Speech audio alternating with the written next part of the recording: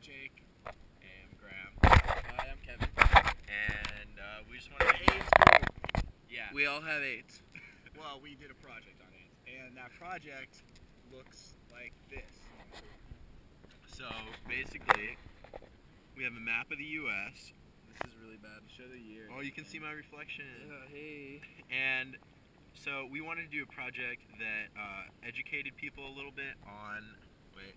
That educated people a little bit on AIDS, the amount of people that actually have it, its origins, stuff like that.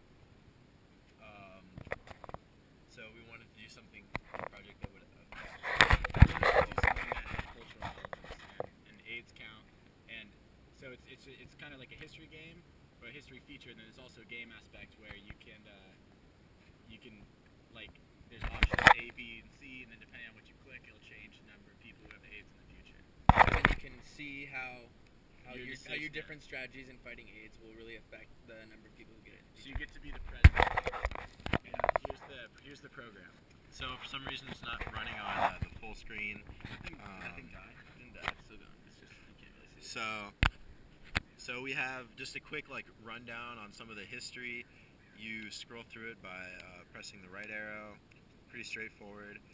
It goes from the outbreak of the AIDS epidemic in 1981 when it was first identified and classified, and it goes up to the present day, some current events, some monumental things that happened in the history of AIDS.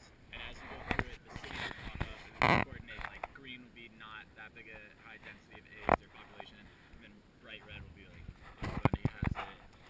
And here's the game. Yeah, there's a gradient.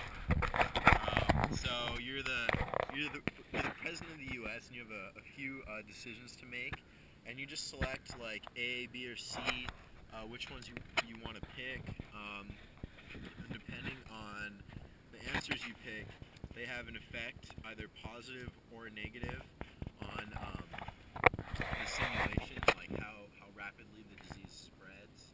And then you can run your simulation for however many years you'd like. For simplicity's sake, let's do 10 years. Kevin, can we get the camera on the screen? And you can see, when we start it, you'll be able to click on the cities after and see the full infected population.